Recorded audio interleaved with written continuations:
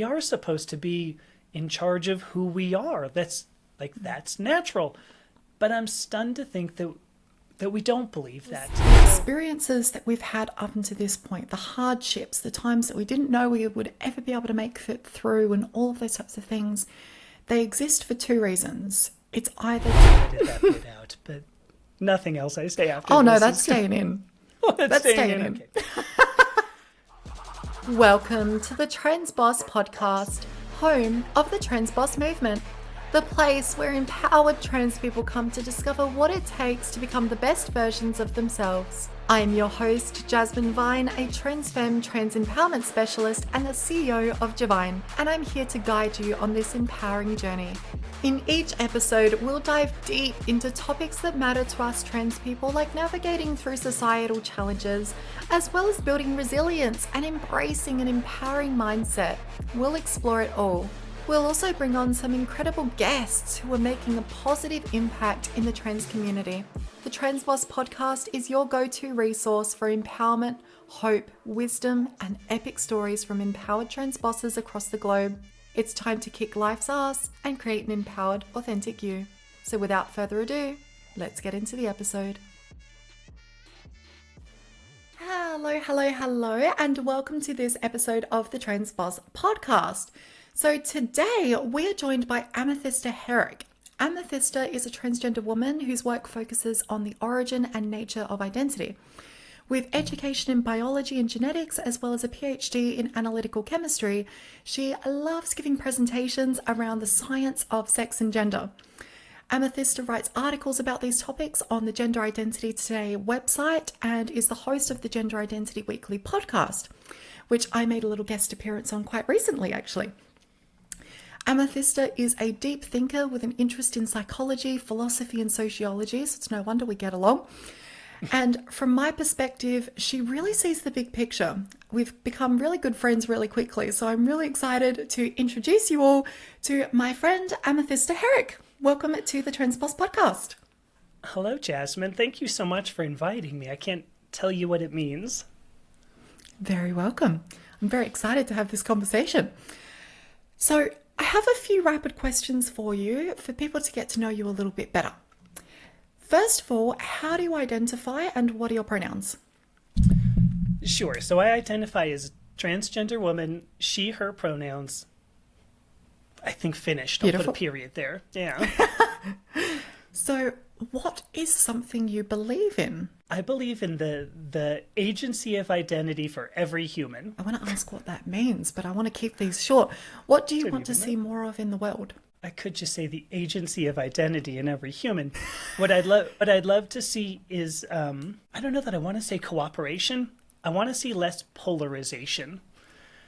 There's every government body in the Western world anyway is very polarized, and I'd love to see people be able to get past party lines and actually talk about the real problems. Love it. I always talk about chunking up to the real issue, looking at the actual issue from the same side of the table rather than butting heads on opposite sides of it. Yes. That's super important to me, actually. So, okay, to start off, I would like to know a little bit more about your journey. So, what was the most difficult parts of either your transition or your journey through life so far, and how have you overcome them? I think the most difficult part, so let me talk actually about gender transition, because I was 52 years old when I began transition, so July of 2022. And by that time I'd gone through all of the school I was going to go through. I went through 25 years of a career in technology, and I was making a lot of money. I was sought after as a consultant, and my life sucked. It was just awful. So I began gender transition, and I thought, well, I mean, there was a lot of soul searching when that happened. It was really my wife who said, listen, I want you to explore your gender identity. And I had known that for, it had been 40 years that I knew I was going to transition. I just never had. So it was very difficult for me to get to that point where I could agree that this was something I was able to do, that I was allowed to do. Once I started, everything was so great. It's just like, it was like every dream came true. I started getting, the euphoria of estrogen, and I started seeing my face change and my body change, and my mannerisms, my emotions, everything changed. And I thought, this is the best thing ever. And that lasted about 6 months. And I thought, well, everything's fixed. My whole life is fixed.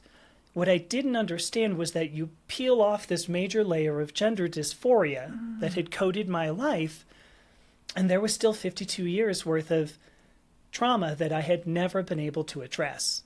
And so it was I think it was about May or June or so of 2023 that I had 2 very major depressive episodes that ended in suicidality. And obviously I didn't do it. I'm still here, which is good. That was probably the most difficult part, at least of gender transition, probably my whole life, because I thought this is going to be, all sunshine and roses and unicorns and fairy princesses, and it wasn't, because I still had a whole life to process. So I think that was the most difficult part. Yeah, wow. Okay. I'm curious, you said that you had all of this sort of academic success and success in career, and, everything was running fairly smoothly in regards to that. And then after peeling off that layer and getting into gender transition, everything kind of clicked into place and was feeling all good and all of that. What do you think caused it to go so sharply in the other direction after that 6 months? I think it was my expectations. I don't even have to say I think. My expectation was that gender transition would be a panacea, and that every problem I had for 52 years was going to go away. And obviously that isn't the case. It's never the case. I also, when I started gender transition, I did change careers. I went from, at that point anyway, being in management in technology companies to writing. And so I became, I went from science and technology, where everything is very binary. There's a right answer and a wrong answer, I guess less so in software, but to being creative. And all of a sudden, there were gray areas that it was, did I do that well? Could I improve this? There was a bunch of learning that I had to do. And I think that was I went from this pinnacle of I don't know about pinnacle, but I went from certainly a semblance, a modicum of success to I'm starting over. I'm literally starting over in my career as well. And so that was difficult. I think there are benefits to it, but that was difficult as well. Yeah. Oh, any transition in life can be quite difficult, whether it's gender or otherwise. Yeah. So, yeah. Now, okay, that is very interesting to me around that, and particularly something you said, there was this expectation that transition was going to fix all of those things, and all this euphoria started coming in. You're like, yeah, this is what it was supposed to be. Right. Whatever that experience was for you. But then after that, and I think a lot of people relate to this, we see it all the time. People who have these really high expectations that gender transition is going to fix all their problems. And then they go through it and they realize, crap, I've still got all of this trauma from all these experiences. Yes. And I think that can be a really big slap in the face for a lot of us, where it's like, wait, what? This was supposed to be the silver bullet. Why is it not miraculously, fixed? Right. So that's very interesting. The thing is, I guess I got to 52. I got to where I was. So I thought anything from my childhood must have been processed, because, there was, when I was young, like there was a lot of bullying. There was some sexual abuse. My parents were distant. My father was physically and emotionally abusive. And so But I figure you get past 30 years old, it's gone. And it's not that it was gone, it was just that I'd never touched it. And I had layered, other things on top of it. And it really wasn't.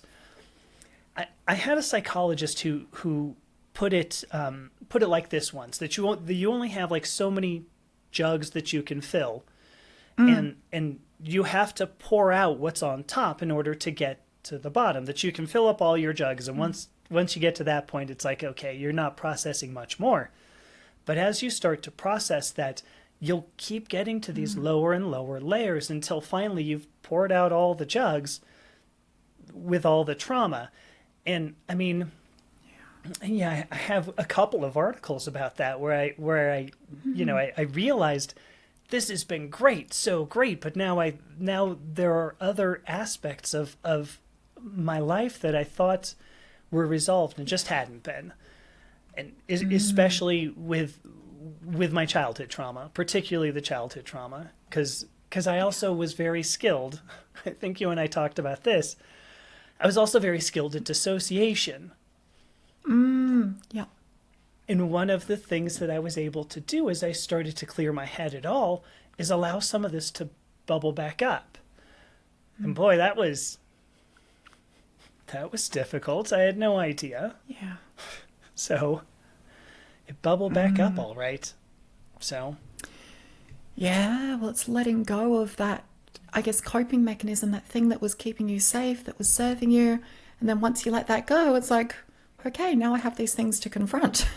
Right. Yeah. I think dissociative disorders, I think they serve a great benefit, or they can. So I don't want to make a blanket statement. Their intention is very great, yeah. Yeah, right, because you go, look, I was in a lot of pain, and now at least I can function, maybe. Yeah. And then when that goes away, and I think my ability to dissociate still works, because I can go into a gym and I can go, oh my gosh, this feels very heavy, and then go, not here, and then knock out whatever it is I need to do, and then come back and everything's fine. There's a benefit to it, but at the same time, it was a mask that I didn't realize was so thick. I mean, it was so thick. It took 6 months worth of feeling happy and addressing 6 or 8 months of addressing many other parts of what was hurting me to get to it. So yeah. Gosh, I could talk all day just about dissociation, honestly, because it's a very interesting topic. And I've certainly experienced a lot of it myself, as I think we've spoken about. But, so throughout all of that, like through that journey, what would you say is the biggest learnings or breakthroughs that you've had? I think this gets into the work that I've been doing, because when I first started gender transition, when I put the first estrogen patch on, within, I don't know, maybe 2 weeks, I felt such a distinct clarity of thought. I had very, very, very significant cognitive changes. One of the things was that I realized I started feeling emotions, because I'd really only ever gotten angry. And like that first sense of joy, I went, what is this? The first sense that I could look at my son and go, how much I care, for this person, and the life that's my wife and I are nurturing. It was almost overwhelming. And I said, I got to do something. I got to write about this.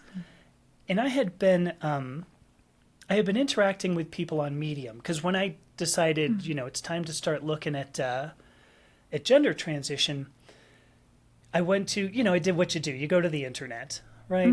What are transgender stories? And I found a lot of commonality in many of our stories. And I found that fascinating, first of all.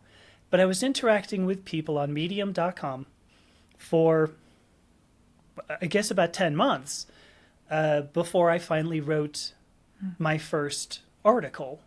And I thought, I don't know where this is going to go, but wherever it does go, I want to to talk about, my own transgender experience and how it has informed the person I am. Because as you mentioned, I have a background in biology. The purpose of that, I remember coming out of elementary school, no kidding. We had a graduation ceremony. So coming out of, primary, so elementary school, the youngest, kindergarten through sixth grade. And everybody is supposed to tell, what do you want to be when you grow up and why? And I had friends who said, I want to be a policeman because I want to keep the city safe. My friend Larry, I remember, said, I want to be a trash can man so I can keep the city clean. Got a couple of chuckles at that. I thought that was a pretty good one. And I got up there, and I still remember this to this day because I didn't think it was weird. But I got up there and I said, I want to be a molecular biologist because I want to engineer a better human being. And I can remember, there were people in the audience, as a policeman, isn't that level? Trash can man, it's funny. But it's, what the fuck did she just say? Sorry, can I do that? Yes. But that was more or less and I was, okay, I'll turn around and go sit back down, which I did. But it was truth. I thought that science held the key to our identities. And I had gone through, sixth grade, what is that? You're 11 or so? So I had not yet reached puberty, which I reached kind of late. Yeah. But I had certainly experienced enough gender dysphoria to know that something was wrong. And so I thought I could fix it. And I did the same at 52. I started writing thinking, well, I bet you I can fix this. And as I continued to write, and now I'm getting to your question, what was the biggest lesson I learned? It took like 18 years, I know. But I started writing just about my transgender experience. And I realized as I started writing that the overall LGBTQ community struggles to defend itself against, well, certainly conservative rhetoric that sex is gender and is sexuality. And I wondered why that was. And so I started looking into, just in general, gender and sexuality. I just wanted to talk about myself like I do, But I started expanding out what I was writing about. I was thinking about myself, and then I thought about, well, where could this come from? And how does this apply to other people? And what I realized I was talking about was not about me, and it was not about the LGBTQ community, but the greater human species, that each of us has to go through some of these processes. And I think that's a huge lesson. That's the biggest lesson I've learned through this process. Yeah, let me put a coda there and Yeah, well, that leads into one of the other questions that I actually wanted to ask you. Before we get to that though, I want to know, what would you share with someone else who had those similar kinds of experiences? So, the background of trauma, the background of abuse and all of that type of stuff. What would you say to inspire some resilience in those people who are struggling with that? My goodness, to inspire resilience? I don't know that I can do that. For my own story, what I've done is continued going because I always believed things would get better. Which you're saying, yeah, I know. You had suicide attempts? Really? You thought that was getting better? Absolutely. I thought that dying would mean I could go on to something else and that would be better. Which is something, I think when some people think about suicide, they go, well, this is going to be painful. And the point is, no, there's already so much pain. That's why we would choose not to have the pain, because possibly it's going to be better. I don't know that some psychologists completely grasp that, that there's a purpose to suicide. And I don't want to harp on that too much, but I always thought that it was possible that things could get better. And some of this comes from growing up, I think in the 1970s and the 1980s in Southern California, because the American dream was the whole thing. We had Ronald Reagan. The whole world can grow forever, can't it? And it turns out that's a lie. And so I think the only thing that I believe I could pass on in terms of instilling or inspiring some kind of resilience is everything has a cycle. This is one of the lessons I think I learned. I mean, it took, it was about in my 40s when I learned this, but that everything has a cycle. You cannot always grow and grow and grow. You're going to have periods of consolidation. You need periods of rest. You can see this in athletics with periodization. I can't remember the coach who developed that now. Australian, though, I believe. So there you go. But there was periodization in everything. There was cyclicity in everything. And I think that's the only way we can continue to exist, because there's so much pain. There's always so much pain. Even when you have a good life, there's bad parts. A chipped a fingernail, broke a heel. I don't care what it is. There's something, they're small, but there are aspects that you go, well, how do I get past this? The only way you can get past it is if you recognize the cyclicity of life. So I hope that answered it. It felt like that was kind of meandering, but... No, definitely. It reminds me of a metaphor that I use where I talk about the pendulum. It was like the pendulum is always swinging and you're always going to be on one end of it. And without that duality, without experiencing both sides of an aspect, you don't have appreciation for any one aspect. It's Agreed. like a symphony, like how do I describe this? The beauty of a symphony is being able to hear all the different individual pieces and how they weave together to create a whole thing. Yes. And life is kind of like a symphony. If we have only one thing blaring at us all the time, we might as well be sitting there listening to TV static. It overpowers everything, because without having that delicate balance of the different aspects, we can't appreciate sounds. And that's something that really helped me to understand, what you're talking about there, the cyclicity, I think you said. Yeah. That everything has cycles, is that without sadness, without hurt, without pain, I wouldn't even know how to appreciate happiness. Right. The thing is, and I don't want to proselytize at this moment. So many of us, particularly in Western society, have been very divorced from the earth. And without sounding all hippy dippy and go hug a tree, which if you want to, go out. I'm not telling you don't hug a tree, but not telling you do either. Trees deserve hugs too. Right. I have a beautiful ash tree right outside. I call her Ashley. She's a great tree. I have hugged her. You may want to edit that bit out, but nothing else I say after. Oh no, that's staying in. Oh, that's staying in. in. Okay. So, what was I going to talk? We've been divorced from the earth, because it used to be, when winter came, you weren't going to grow any food because you couldn't. So you looked forward to spring when you could see things starting to grow again. And then we'd go to the summer when everything was huge, and you would get into the autumn when there was this bounty of harvest that you made sure not to eat too much, because if you did, you weren't going to make it through that hard winter before you saw the spring again. And so we've been divorced from even just the seasons of the earth, which are obvious cycles. Depending on where you live, I suppose, but they're very in obvious. Australia, you've got cycles. summer. No. Right. So I'm in Colorado, and we used to live in upstate New York, where the first year we were there, I think we got about 4 meters worth of snow. Wow. Yeah, think about that. See, I've never witnessed snow. I've never seen it.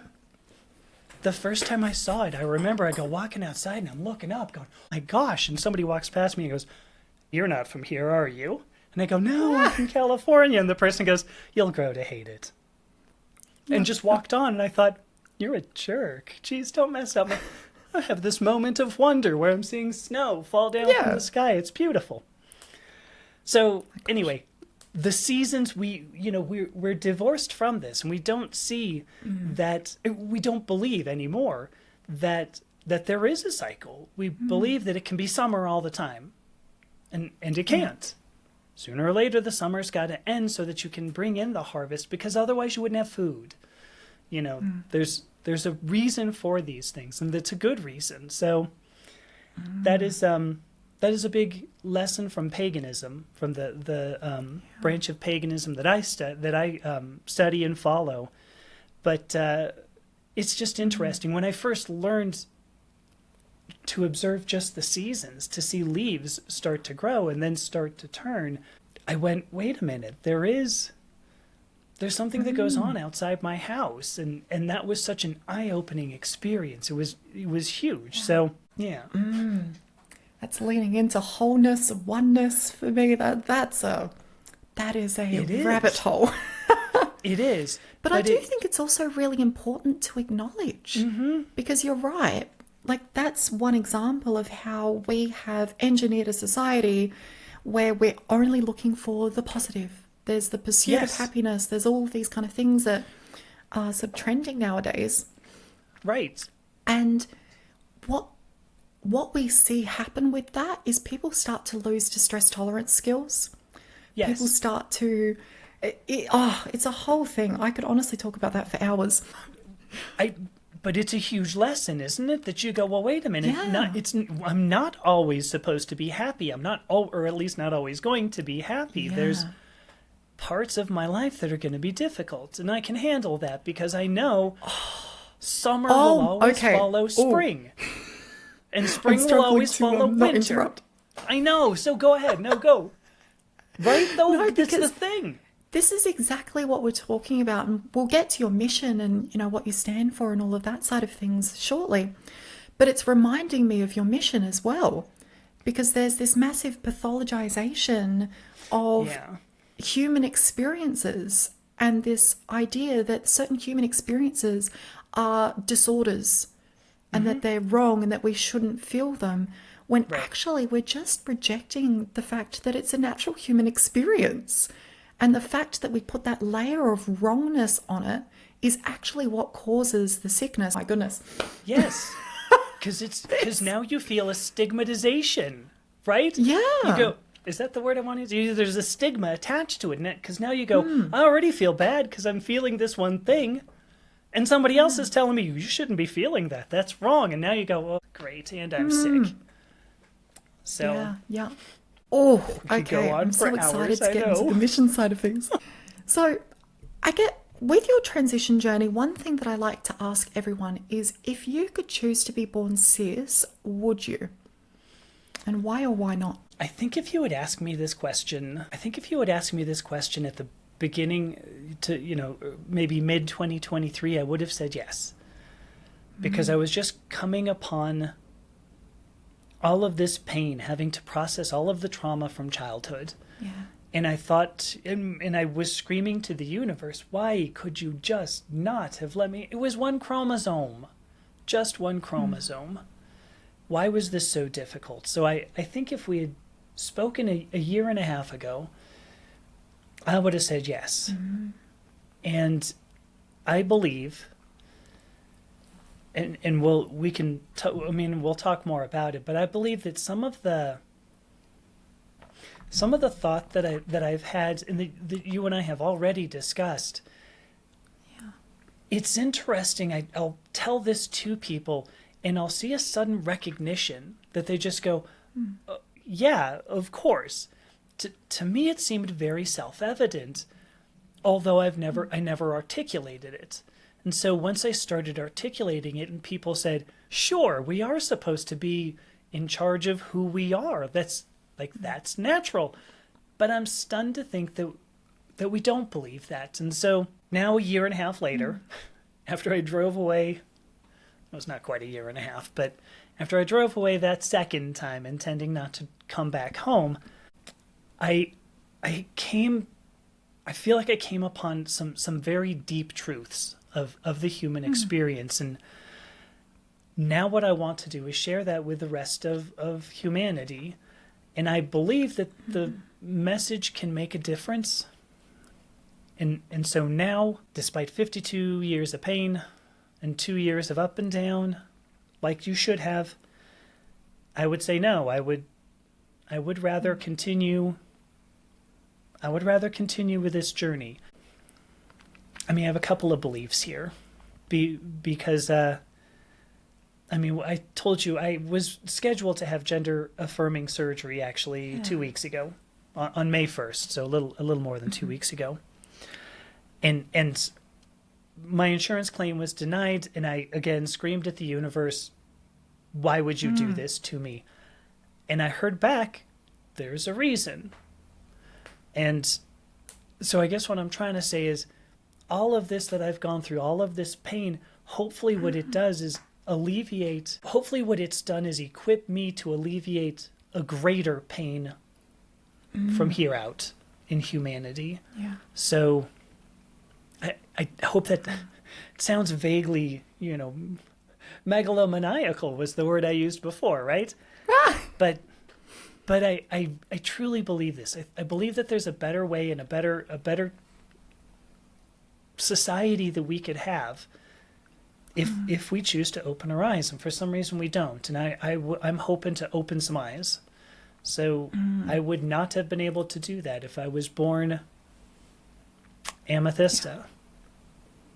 Yeah. So. You've just reminded me of a lovely quote that I heard on a podcast recently, which was, the experiences that we've had up until this point, the hardships, the times that we didn't know we would ever be able to make it through, and all of those types of things, they exist for two reasons. It's either Hello, lovely. If you like what you're hearing so far, and I hope you do, then you are going to love the free trainings that I have. So these trainings have helped hundreds of my own clients and my followers get into a place of empowerment, loving their authentic selves with more hope, comfort, confidence, and safety. And that is really what we're all about here.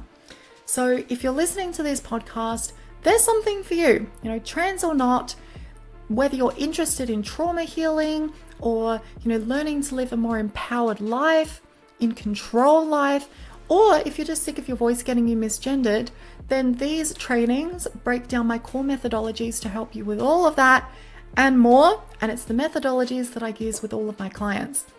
So you can register for that via the link in the description box below, and I will see you there. Mwah. Now let's get back into the episode. Reasons. It's either to prepare us to hold the weight of the purpose that is to come and the weight of what you're supposed to do in the future, or it's because you're going to get your greatest satisfaction and your greatest purpose within yourself from having gone through those experiences. And that is something that a lot of people, and a lot of trans people in particular, due to the experiences that we have, seem to ignore, or they believe that there is no purpose to it. And I think you've just alluded to perhaps that being a thought pattern for you in younger years, where it's like, why is this happening? Why me, kind of thing. Yes. And the thing with that is, I don't believe there is a reason. There is no inherent reason to anything. We as humans get to assign the reason to things in a way that helps us and helps society, in a larger way that helps us feel purposeful and helps us feel love and all that.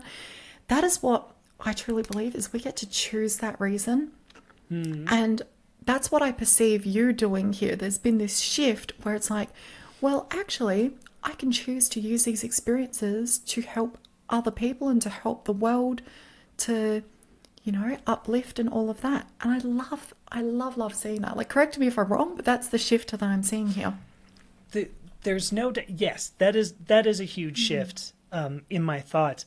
I will also, and respectfully disagree that there isn't a purpose to the universe.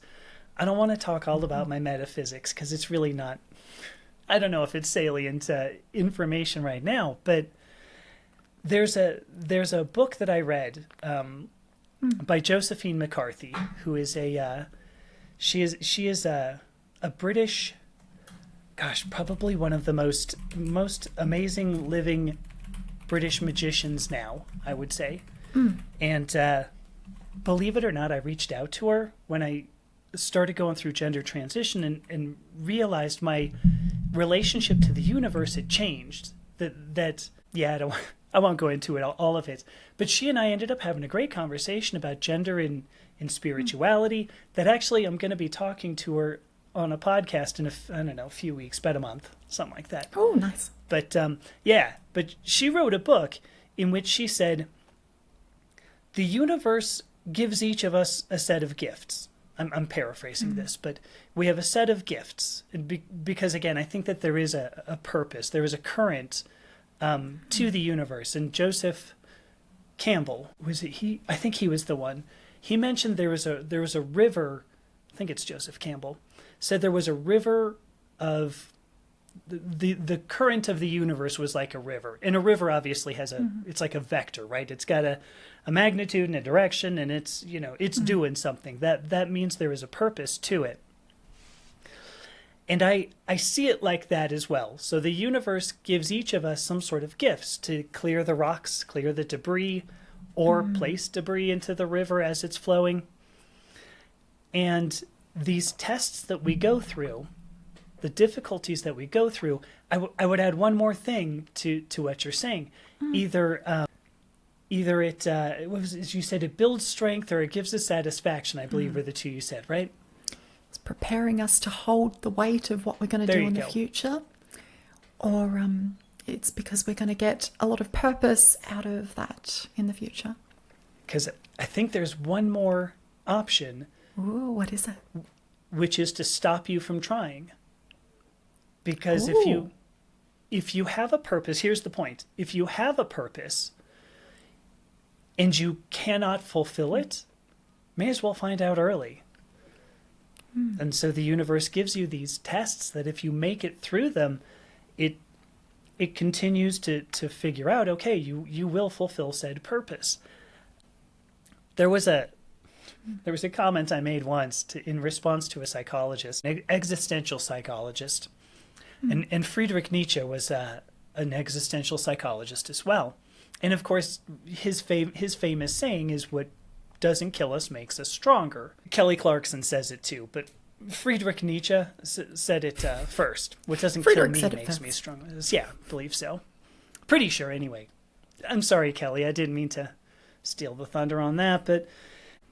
And I believe what doesn't kill us actually reveals the strength that must have already been there, because otherwise it would have killed you. I absolutely love that, because I think that highlights an inherent truth in humans, that we are so strong and so capable of handling a ridiculous amount of things, and coming through it at the other end and helping other people with those things. That is what I see so much, and that's what I admire so much. It's what I admire about you, about almost everyone that I have on this podcast, is you see people with two routes that they generally take. They go through a lot of stuff in the past, a lot of issues, a lot of traumas, yada yada, and then there's one of two paths that they usually take. One of them is they get really down on themselves and they go, oh, this horrible things have happened to me, and they get angry at the world. They say, why has this happened, and if I should experience this, and you should too, is where some of these people go to. And so they perpetuate that same cycle of the things that they've experienced in a way to kind of soothe themselves, because they're not in it alone. And then there's the other type of person that takes those and goes, I never want anyone else to experience what I did. And I'm going to do whatever was within my power to help other people to make their life transitions smoother. And I absolutely love that. We need that balance. We need both of those people to understand the, different things. But that is one of the biggest things that I personally admire about people and about yourself, is people that take that route and go, you know what? I'm going to use those experiences to help other people and to uplift society. It's so beautiful. Oh, thank you. I admit, love it. you said some people do that. Some people do the opposite, that they will inflict pain. And then you said to soothe themselves. I hadn't considered that. I thought it was senseless, really, oftentimes senseless.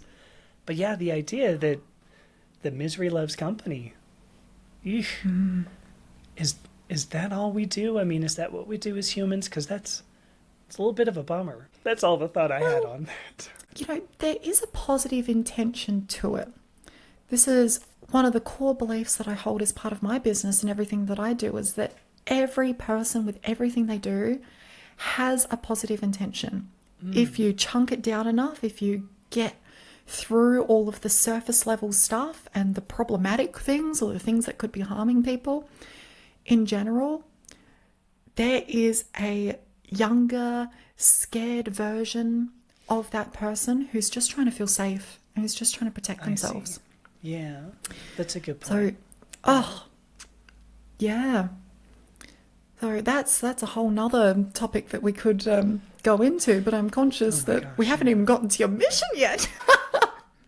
We love talking, don't we? We're super close. I mean, so I think it's pretty obvious. Like, I love interviewing people with a mission, and yours is very interesting. You say your mission is to teach both identity and gender are typical human pursuits, not restricted to the LGBTQ community, but ongoing processes every human must engage in. I would love for you to describe a bit about what that means to you. So let me start first from the theory of gender that I have. I mean, I guess no matter what, I've got to go from that. I believe that each of us has the phrase I use for it is just origin of identity. And if you look at, many theories of gender, like let's say the current anti-LGBTQ rhetoric, which just says that sex is gender, that sex defines your identity. Your chromosomes ultimately define your identity. It's very fascinating to me to hear people say, well, this is also, makes sense with individual rights, because you go, well, individual rights kind of needs free will. Is that biological? And shoot, hang on, you ask hard questions. I don't want to talk to you. But so an origin of identity, and I don't care what the origin of identity is. It could be biological, it could be neurochemical, it could be spiritual, it could be a combination. In fact, I would guess it's a combination. Ultimately, we end up with a complex of physical and cognitive and behavioral characteristics that is our identity. But in order to develop this identity that is both internal and external, there's a negotiation that has to occur. So you have your origin of identity that is it is a source of knowledge of who you are. And what I mean by this is if you ask yourself, if you say, do I like broccoli? Like, you can answer that. Yes, I like broccoli. Or no, I hate broccoli. Do I like the color magenta? Yeah, I love magenta. I hate magenta. But only you can answer those questions because you have this source of knowledge that tells you these things. So this origin of identity. Individual to the person. Yes. And I cannot second guess that. Whether or not you like broccoli, I can't tell you that. I can't answer the question, and if you tell me an answer, I can't say, that's wrong, because I can't. It's your origin of identity. It's your source of knowledge. But each of us, as well as having this source of knowledge about ourselves, we have to exist in a social environment. And so I believe that sets up this negotiation, and we attempt to express ourselves, let's say by wearing magenta and putting broccoli on our head. I should have chosen better questions, but I didn't have one. I don't know. So we dress up as a magenta broccoli flower and go out into society, and society will either accept or reject our attempted self-expression, depending upon social norms, which are very contextual, of course. I mean, growing up in the 1970s was very different from growing up today. So, I mean, a great example, pre-revolution France, long flowing hair and beautiful makeup and long heels or high heels were distinctly masculine. Women weren't doing that stuff, but nowadays they are. So social norms evolve because of changes in society. So in any event, contextual. So your origin of identity, it attempts to express itself, and you have to go up against your social environment. There's a level of safety involved, and if, let's say, the social environment rejects your attempt, they say, we don't like magenta broccoli flowers, sorry. You have a choice here. If you wanted to express it, that might hurt, at least initially. And what I believe that is, that sense of discomfort, that sense of dissatisfaction is dysphoria, that is gender dysphoria. You have failed to fulfill a social expectation, which is what causes gender dysphoria in the first place. And this doesn't have to be because I was born in the wrong body necessarily. It's because you wanted to be a magenta broccoli flower. I really should have come up with better examples, but I'm running with this. So now you have a choice. You can accept the social norm. You can say, well, all right, I mean, magenta broccoli was it was like a lark. I'm not going to, it's okay. I don't care if I ever be a magenta broccoli flower. And that gender dysphoria dissipates immediately because you've now placed greater importance on the social norm than on your attempt at self-expression. Some of these attempts are more important than others. But if you don't accept the social norm, you may conform to it, at least short term, maybe long term, maybe 52 years, let's say, just as an example. And then it becomes a chronic dysphoria, a chronic gender dysphoria. But the origin is still gender dysphoria because much of our gender roles, all of our gender roles, we learn from experience in our social environment. So when you ask me what does everybody experience, I'll try that again. When you asked me what does it mean that everybody experiences gender dysphoria, I think it's a natural part of human development. We always do this, and we don't stop because we've turned into adults. You get a new job and somebody will go, nice shoes. And you go, you don't like my shoes? Oh, damn. That's a bout of gender dysphoria.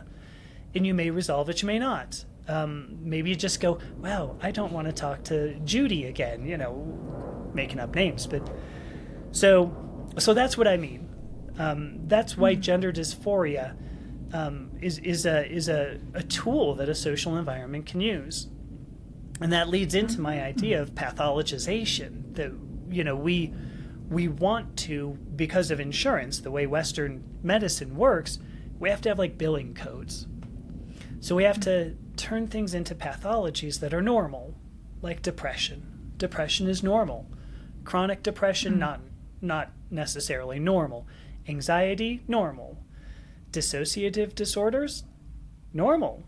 It turns out if you look at evolutionary psychology, all those things I mentioned, depression, anxiety, dissociative disorders, there are others, obsessive compulsive disorders, which is a obsessive compulsive disorder, I'm just trying to say. These were considered to be evolutionary advantages. They helped us get here. We survived because of them. And now we go, shit, we'd better clear these all out. But are we going to clear out our species then? These are evolutionary advantages.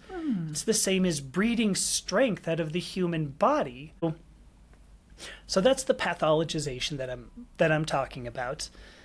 Gender dysphoria is painful, obviously. You felt it, I've felt it. It's not fun. And I think only because we pathologize it is it a problem. Because every kid goes through this. So, and if we believed that every kid can go through gender dysphoria and it's okay, I think we'd solve a lot of problems. So that was a lot of conversation. I'm sorry. No, it's awesome. It shifts a fundamental underlying belief around the origins of dysphoria and how that shows up. Because there's this Yes. understanding that dysphoria is something that trans people only experience. Right. And you'll hear that, well, personally, my TikTok comments recently, there's been a big tirade in there of, trans people don't exist. There's just people with a mental health condition called gender dysphoria, and that's what it is. I'm like, okay. But what we know as well is that cis people access gender affirming healthcare all the time.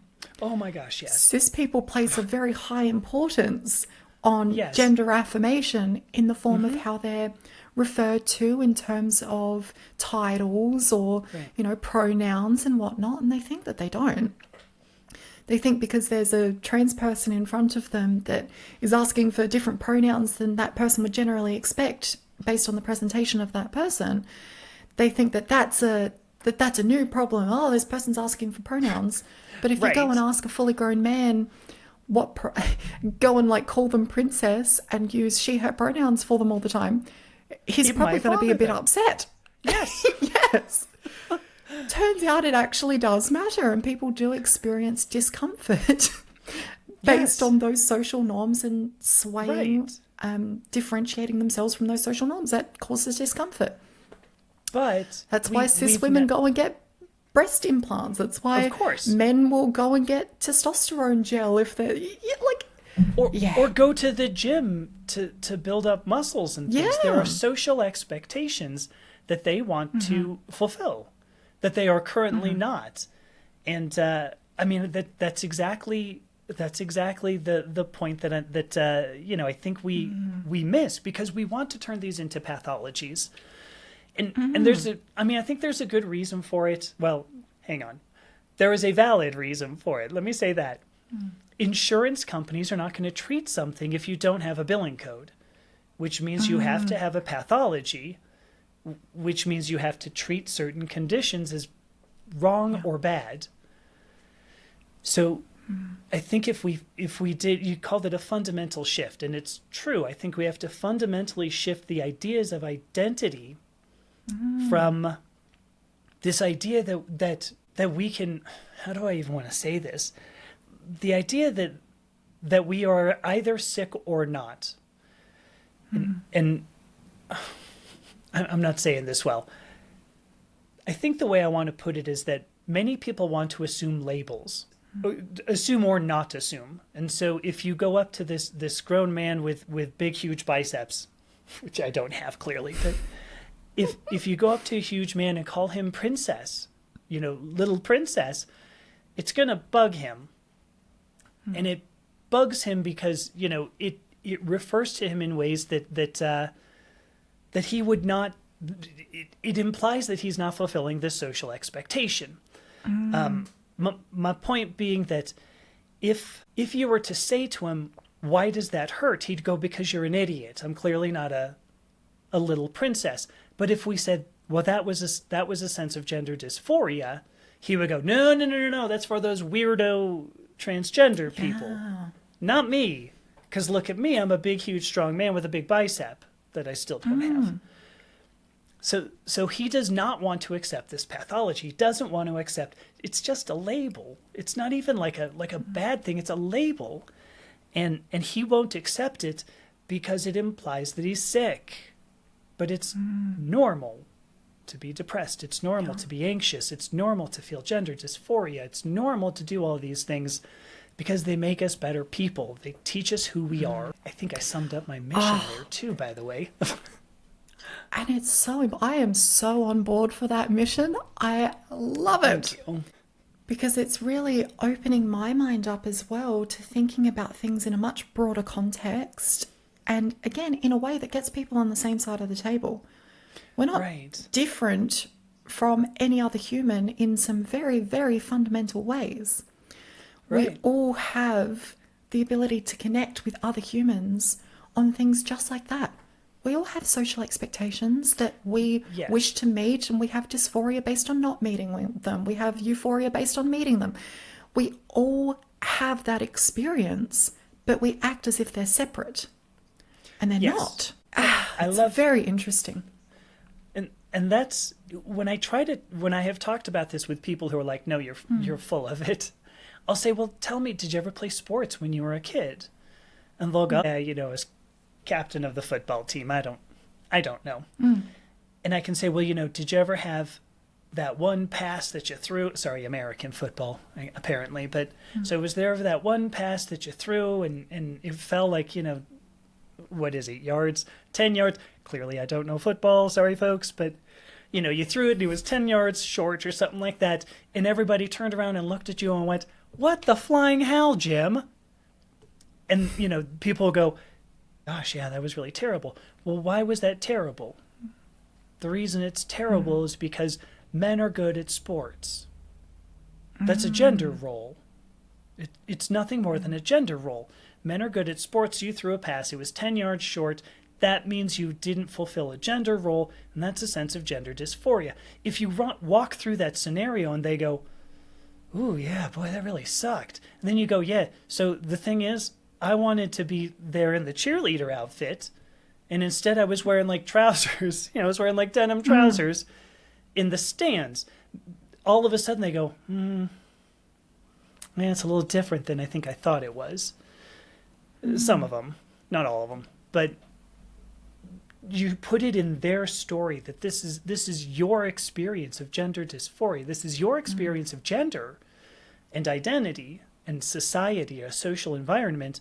It makes it's a different conversation, because I think you can stand up and yell at somebody all day and go, gender is a social construct, and they go, what does it even mean? Where are you going with this? And they're so entrenched in this idea that gender is sex. You have an outie, you're a man. You have an innie, you're a woman. It's like, right. Okay. But I think the you're way in between you're describing it there... Don't want to talk about you, it's... Oh, gosh. If you're in between, then you challenge my expectations and my own level of understanding around biology, so I don't want to hear it. Perfect. Oh, dear. But I think the way you're describing that, like having that conversation with people, I think that would be very transformative, to be able to get them to understand those roles. And yes. You made me think of a situation. I am not a sporty person either. I filled in for someone on a softball team one day. Uh-oh. And I'd never played it before. Because someone had to jump out and they're like, oh, it's a really easy, spot. You basically just have to run for the ball and, throw it back to the centre or whatever. I'm like, okay, cool. I should be able to manage that. I can run, sure. And so they've done the thing, whatever, the ball's flown out and I'm the only person in the vicinity of it. And so I run after this ball and my feet just go like, it's like the Jetsons or whatever, and I've just face planted, just eating the oval. And meanwhile, the person's gone around, they've gone to all the bases or whatever, home run, yay. And everyone's just like, great, we've got this person on the team. And weirdly enough, not weirdly actually, I felt a sense of gender euphoria based on that. I was a little bit embarrassed. I felt like I was like a newborn Giselle. But there was a sense of euphoria based on that, because I was like, I'm really terrible at sport. I'm meeting a social expectation like that I'm is supposed to be typically associated with women. Like, nice. Right. And that's so, it's so silly to think about, but that is something that just clicked for me when you were talking about that metaphor, that I'm like, yeah, I have experienced that in the opposite direction with sports. So, yeah. Every time I get mansplained, I almost want to thank the guy. I almost want, you know what? Thank you for affirming. Thank you for affirming that I'm a stupid woman. I mean, I really appreciate that, because it means you've seen me as a woman. Yeah. Pre-transition, it's like all of this prejudice and stuff, misogyny, and then when it starts being directed at you, you're like, oh, that's disgusting, but thank you. I know, and you don't want to. Like somebody once, I don't even know what the hell happened, but somebody drove past me once. I've got a little electric scooter, like a Segway electric scooter. Segway paid handsomely, by the way, for that product placement. I hope you got the check. Anyway, I'm riding up a street on my electric scooter, and this old beat up truck goes driving by, and the window's down. The guy goes, "Hey, sugar tits," and I'm like, "What the?" And the first thing I think was, how did he even see? Because he was coming from behind me. Like if he said, "Hey, sweet ass," I think, okay, yeah, I'll buy that. But sugar tits was odd. But then I thought, hey, thanks. I was like, oh my gosh, I was sexually harassed. That's great. No, wait, it's terrible, but it's great. Yeah, I don't know how to process this. Gosh, I love that. That's such a common experience too. Right, I know. Oh dear. Okay, well, you know what? This has been a freaking awesome conversation. We're coming towards the end now, and I'd like to know, what is your vision for the future of the Purple Paw Clan? Gosh, so the Purple Paw Clan is a company that I'm putting together now. I mean, the company exists, but I've gone through, a branding exercise and various other efforts, and the point of it is to spread this message. Really, there's I mentioned my theory of gender, the idea of an origin of identity, and the social environment, the negotiation with the social environment. I call that the gender as mediator theory. Gender as mediator, to be distinguished from gender as performativity, or gender as sex, or even gender as observable aggregates that Simone de Beauvoir was working on. In any event, the point is, it comes from my theory of gender, that this origin of identity implies, first of all, that you own that identity, and society has no claim on it. Who you are is is yours alone. So that's step one about it. Step two, the second fork of the mission that I've taken on, is to teach that each of us, because we have an origin of identity, the purpose or reason for being here, the whole reason you're in this lifetime, and the reason you're in a society, is to discover and manifest that person right here, right now, not tomorrow, but today, right now, to find out who you are and to be that person. Because there's a lot of clinical evidence that when you accept who you are, not only are you happier, but you tend to be more accepting of other people. And so overall, the society's better. So the Purple Paw Clan is the thought leadership part of that. That's the first half of it, to teach that identity is ours alone, that society has no claim. There will be, later on, in 2025, there will be a second organization that will be a nonprofit organization dedicated to the second half. How do you discover who you are? You have to test it. You have to experiment. How do you manifest that? Same thing. You have to learn. Let's say you say, I really want to know how to do liquid eyeliner. You're going to need to get liquid eyeliner. You're going to need to try it on. Resources that help you find these things and learn how to use them. That's one example. I mean, let's say it's the opposite. I wish I had bigger biceps. Okay, well, here's somebody who can talk about getting bigger biceps. So that's the vision. It's a two sides of a coin. One is that there's a fundamental shift in the idea of identity as not having social ownership, but instead individual ownership that needs to be expressed within a society. And then second, as we express that in society, we need some way to do it. So that's the whole vision. I don't know if I summed it up well, but hopefully it was okay. I'm hearing change the world and help people to change themselves to fit into it. Yes. Well, it's the same thing, I believe. You change the people, it changes the world, because society... Yeah. Absolutely. Society is only a group of people. Yeah. We change ourselves. We change society. I hate hearing people go, well, society's imposed upon me. Well, you're in society. Go change something. Change yourself, at the very least. You're a part of it. change the children you know, any children you have, any friends you've got. I mean, there's a ripple effect. I know you and I spoke about the ripple effect. You address one person, you address every person that person comes into contact with from here until death, into infinity, really, because then that person affects others. And so I'll stop. Oh, I could talk forever about all of I this. know. It's freaking awesome. So where can people go to learn more about you and the awesome things that you're doing? The primary place is genderidentitytoday.com. That's where all of my thought leadership is currently being published. As I work through all of the branding for the Purple Paw Clan, I'm putting together a website now, but at least at the moment, if you want to find me and go on all of the social media networks that I'm on, it's amethysta.io, and because I thought IO was pretty cool. Well, plus somebody also had amethysta.com. And I reached out to them and I said, what are you doing with this? And they're like, nothing. Give us $3,000 and, you know. And I was like, thank you. I'll get something cooler. Amethysta.io. It's one letter less. I don't know what that Oh, meant, Amethysta Identity Origins. gosh. There you go. Oh, you know. Gonna have to Something nice rebrand out of it. again. Yeah. Okay. So, Facebook, Instagram, all that kind of stuff we'll have in the show notes as well. Okay. As well as all of that. Beautiful.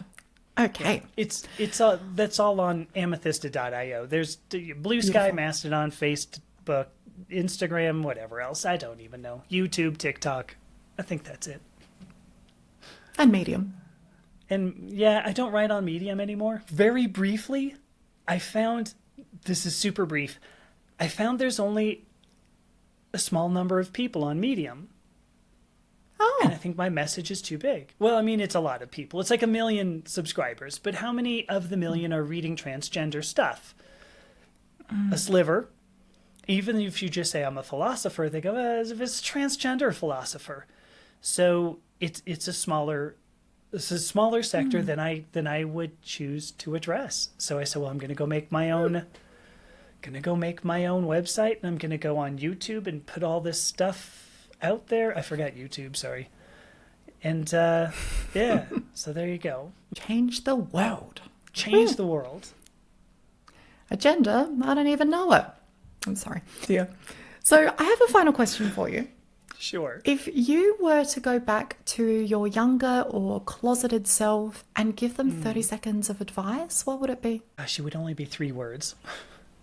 Just hang in there. Well, this has been an awesome, awesome conversation. So thank you very much for having this conversation with me. I've absolutely loved it, and I'm sure the viewers and listeners are going to love it as well.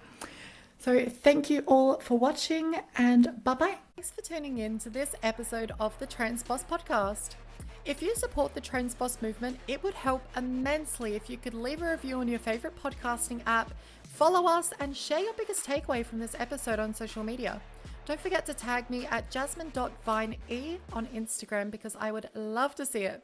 Now get out there, do the things, and take the next step into that empowered life you deserve. See you next time.